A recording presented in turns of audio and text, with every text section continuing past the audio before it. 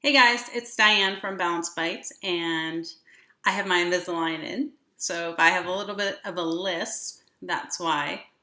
It takes a little getting used to, and this is only my third-ish week with them. I wanted to answer a question today that I get all the time, and I thought that today was a good time to do it because, I'm just like everyone else where things that I'm dealing with can be sort of in a better or a worse state at different times in my life, whether it's because of stress or travel or, I'm just eating different things that I maybe normally don't.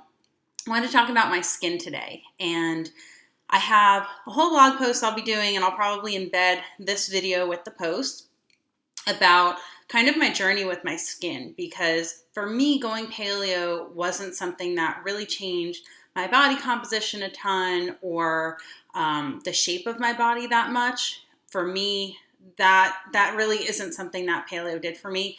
But what it did do was change, obviously, what I'm putting into my body. So what's being reflected on my skin as a result of that. And also gave me new insight into what I could use on my skin besides kind of the standard cleansers and creams and lotions and all that. I don't even have any of the old stuff I used to use around because it's been so long now that I don't even have them in my house. But I'm going to show you what I use, and I'll put some links to more information and also what I think is probably one of the best places to get information about skincare, the truth about skincare, is the Skin Intervention Guide, written by my really good friend Liz Wolfe, who does the podcast with me. And I don't promote things that I don't really believe in just because they're from my friends. I mean, what she teaches people in that guide, that's what I do. And I actually do what I consider to be the bare minimum, because when it comes to food and kind of being nerdy about ingredients and having fun cooking, I'm your girl. But when it comes to skincare and beauty and all that, I'm pretty clueless, and I just like try and do a few things, and that's it. So anyway, short story, I do oil cleansing, and I know there are a lot of different oils that you can cleanse with.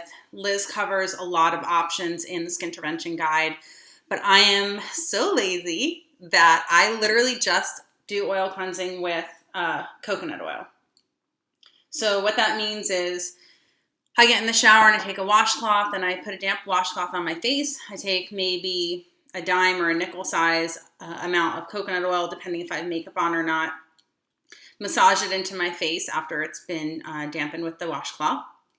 And then I literally just soak the washcloth in water, put the washcloth on my face, and like massage the oil off. And I know that goes against the conventional beliefs about putting more oil on a face that you're worried is oily, but one of the big things that I learned from Liz is that, the same way we shouldn't be scared of fat in our diet, we don't need to be scared of oil on our skin.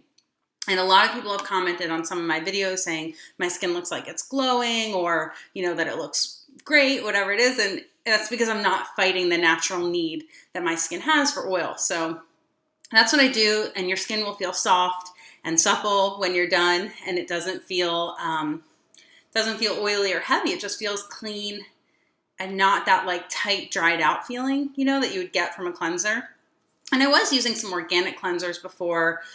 There was one that was like a citrus that came in an orange bottle. I used to get it at Whole Foods. But anyway, so what I do to travel is I get these this one's plastic just because when I'm traveling, sometimes I'm worried about glass. And if I have a choice, I will put something in plastic just to keep the bag lighter and all of that. So this is probably like a 4-ounce container. So I put coconut oil in here, especially if I'm gone for like 2 weeks on a trip.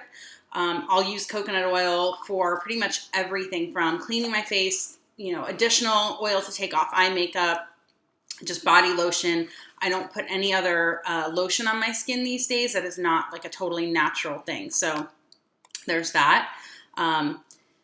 A couple of other things I put, and I'm really just talking mostly about my face today. I'll talk a little bit more about some other body care things that I use on another video. But this, let's see. Fermented cod liver oil beauty balm. You guys know that I take fermented cod liver oil as a supplement. It's a concentrated superfood supplement rich in vitamins A and D. Also a pretty good source of omega-3, but not like super concentrated. Those things are all really great for your skin. But what's interesting is that putting this stuff on your skin topically also works really well. And it's funny because Retin-A is something that I think a lot of people have used, and it's rich in vitamin A. or at least probably a synthetic form, versus what you'll get with something like this. And I put that on after I wash my face. So after I do the oil cleansing at night, I'll put on like a pretty thick layer. It doesn't smell great when you first use it, but you get used to it, and then you, at least I, sort of think it smells good because I know how much it's doing for my skin. And this is another one that I think the company actually sent me. I didn't order it. I thought that Liz like sent it to me or something. Vintage Tradition it's called. It's a body balm, and it's a tallow-based balm, which, as some of you may know from following my work, tallow is rich in vitamin A. It's beef fat. And so these are things that we would have used very traditionally on our skin. We would not have had, huge factories making all kinds of weird concoctions with sodium lauryl sulfate and all these other additives. So when you stop being afraid of stripping, oil from your face, you put more oil on it, cleanse it with just the oil, and then put some of these really nutrient-dense oils that you might eat in some forms. I mean, this is literally what I use to cook with as well, and this is what's going on my face. You put that on your skin, that can really help. So I want to come in a little closer and show you guys what's happening on my face right now.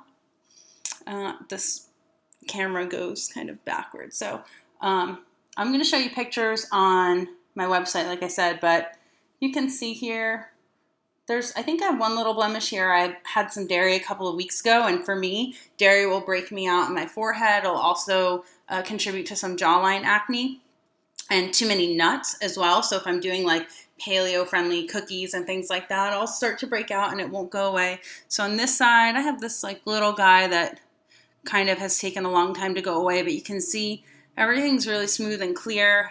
And for me, that's just probably one of the biggest things that I find to be a benefit of a natural way of eating and taking care of your skin. It's just been fantastic for me, and I can't thank my friend Liz enough, and my friend Haley Mason from the Food Lovers Kitchen. She also is like a huge proponent of all these natural forms of skincare and what we're putting on our skin. And so as really good friends, it's nice that we can all kind of support each other and help each other learn about what will make our skin more beautiful, both from the inside and from the outside naturally. So if you want more information, you can come over to Balance Bites. Like I said, I'm gonna put up that post about my own kind of skincare journey. And when you see the acne that I was dealing with, all like pretty cystic around my jawline here. It wasn't all over my face, but it was very, very much right in here. I took pictures all the time, and I'm glad that I did, because it's the kind of thing that you almost don't remember. Like, I actually forgot how bad it was because it's been so long that it hasn't been like that. So I'll show you guys that, and check out Skin Intervention Guide. I'll put a link to it in the notes from this video and also on that blog post. And that's it for today. I'll see you guys next time. Bye-bye.